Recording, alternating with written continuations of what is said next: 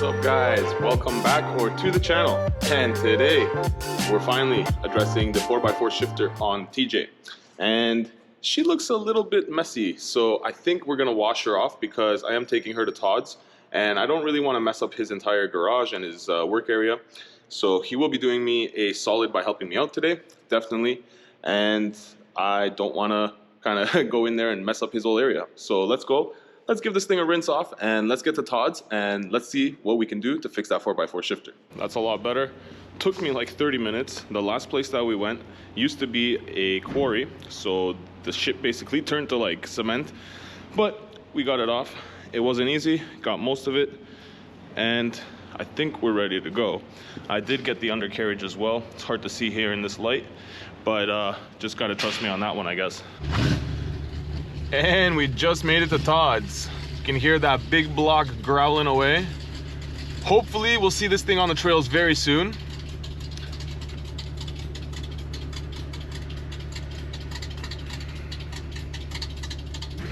And we are just pulling into the garage. Hopefully we can get our shifter fixed today.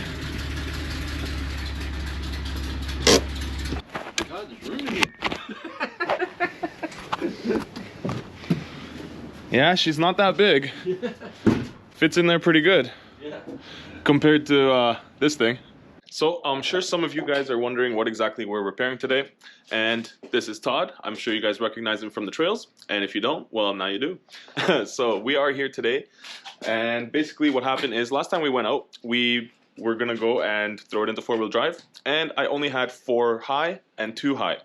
And basically 4 high was all the way where 4 low should be. So I knew something was messed up. And then eventually, once I got pulled over and I looked at it, I figured out that my pivot point kind of gave way, and now there was no pivot point. So I was still able to get it into all the different transfer case modes from 4 high, 2 high, and 4 low. But 4 low, I had to actually jump out and do it by hand underneath the Jeep. So I got it into 4 low, we got out, we had fun, we got it back into 2 high and drove home. However, now it is time to actually go under and see exactly what we need to fix. I think that the linkages are a little bit screwed up, so we might have to weld something, we might have to fabricate something, I'm not too sure yet. But I do know that it is the pivot point that gave way. Let's see what we need to do to make it work, and let's go from there. We got her pretty clean though. Yeah. There isn't too much mud that's gonna fall off, hopefully. Got most of it. You guys knew how dirty it was before we got here, and she cleans up pretty well for a mud truck. Now, we do have to address a few rust spots here and there, just because off-roading kind of chips away at the coating, and that rhymed for no reason.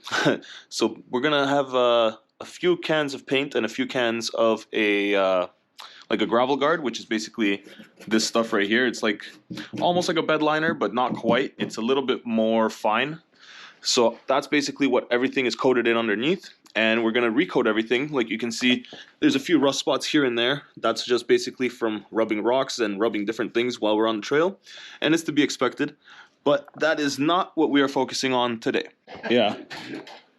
Yeah, you can't beat the old plug-in light. Like we've got a couple of lights here. We've got some LEDs and stuff to work with. I brought this LED to work with. You guys know this one that I use in the shop in my house. And these are great, but you can't beat a nice good old plug-in light. It doesn't die on you, and it's always there. I was welding with that beside me. Yeah. LEDs melt.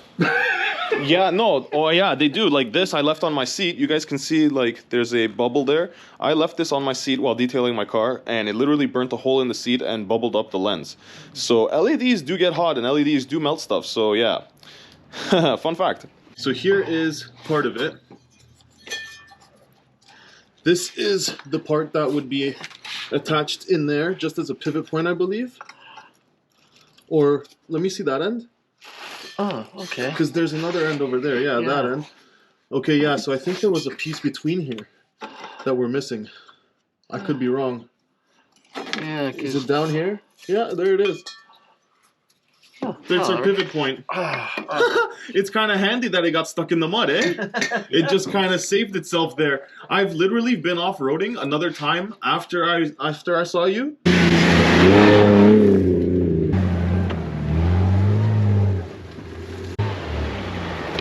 and it's still there. Yeah. That's surprising. Yeah. Okay, so... Good old Jeep.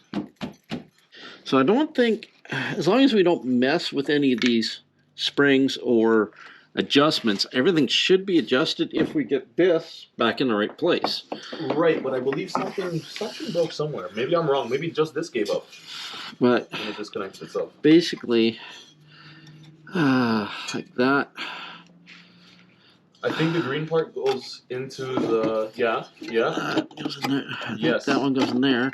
And this has to go. This guy was in here. Yes, you're right, because I remember pulling that out. I'm the one who disconnected it. Whoa. Hello. Now, will it go back in there? Is the magic question. Hey! Okay, we got partway in, but to get it back in there is going to be interesting. Pry bar? I can push on that piece while you try to pull it. I don't know if the problem is I don't think we have enough room on your body. Unless we get that going that way, maybe. That's what I mean. I would throw the pry bar in here and push on that metal piece. Yep, I do.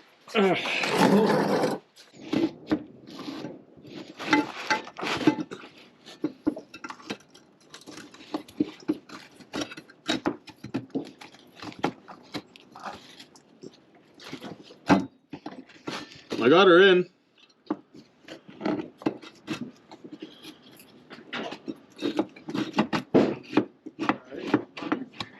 I got her in there. Okay. Yeah. But I don't know if it's in the right... Well, it feels like it is. There's like some rubber guy here that came off. I don't know. So far what we found out is this little guy here fell out on us.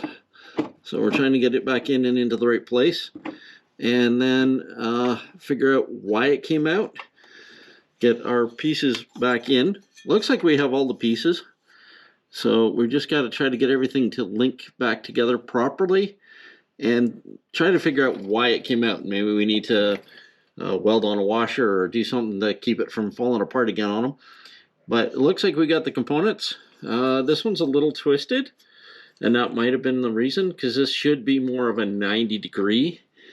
And right now it's just got a little bit of a 30-degree angle to it, so we might have to just twist that back. That might have been all that happened. It decided to stop, gave this one enough of a twist that it popped things apart. So if we're lucky and that's all it is, I'll show you if we get it together.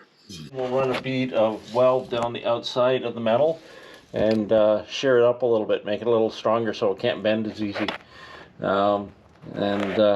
But for now, looks like we got everything lined up, everything's straight, and you should be safe to rock and roll. Well, I'm sure glad it turned out the way it did, and Big Bird is back in action. Only thing that I have left is that fuel gauge, and the mice chewed through my sending unit, so I have a fuel pump, I don't have a fuel gauge. I will get around to that, but for now, it is not going to affect us going off-road. I'm just going to have to top it up every single time I go out, which isn't a big deal because this thing drinks so much that that's what I do either way. So yeah, and I think we will be ready to go hit the trails. And I will be bringing Big Bird, and we do have the CRV coming back out with us.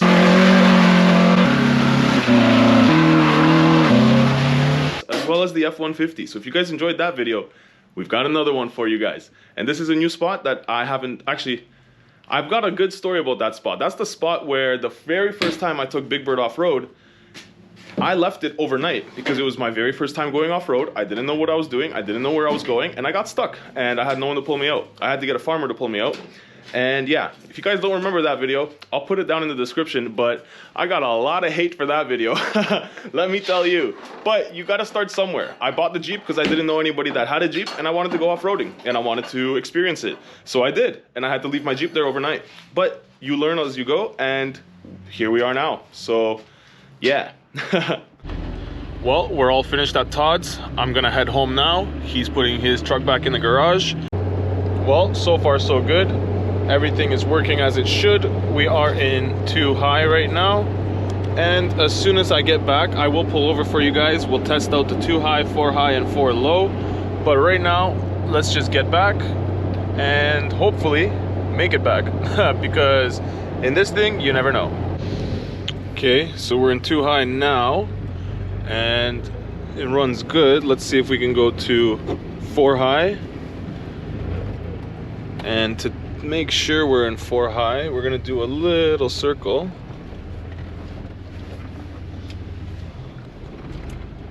Okay, we are definitely in 4 high because we just stalled out. It definitely does not like doing circles. As you can see, it'll start jumping and jittering on me just because it doesn't like the wheel speed difference between the inside and outside wheels when it's in 4-wheel drive. So that works. Now let's go for low. Yeah, we're definitely in 4 low.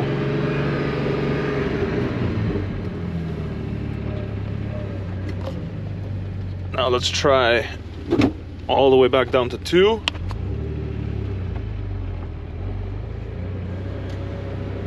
Two works pretty good. We can do our little circles without having any jitteriness. And one more time. 4-wheel drive.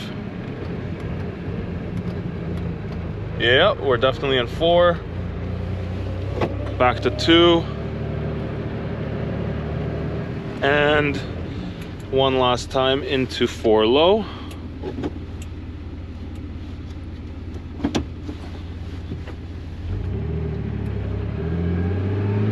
And yeah, we're in 4 low. So I think we're in business.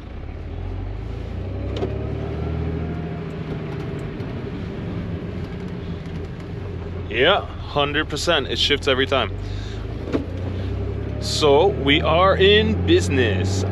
And I think we're ready to hit the trails tomorrow.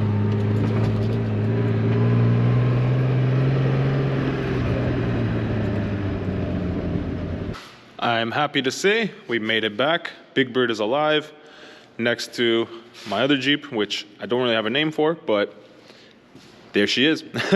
So today we are ready to hit the trails again, or I should say tomorrow, because that is when we'll be hitting the trails again. That shifter hopefully holds together, but as of right now, the only thing left is that fuel gauge. And I don't think I'll be addressing that anytime soon. Like I said, I'll just keep topping it up and make sure I have fuel when I go out, and we'll do it that way. So the repairs are done. I think that's about gonna cover it for today. If you guys wanna see this thing go off-road or this thing go off-road, because I will be taking them both, as well as doing more mods to both. I actually have another mod already waiting in the house to be put onto the Gladiator, and it will be coming soon, and it is one of my favorite mods. So definitely I'm looking forward to that. Hopefully you guys will be here with me. So if you guys are new around here, jump down there, hit that subscribe button, hit that like button, and hopefully I will see you guys in the next one. But until then, guys, ride safe out there. Peace. Well, guys, I was gonna finish off the video there, but I wanna say one more thing.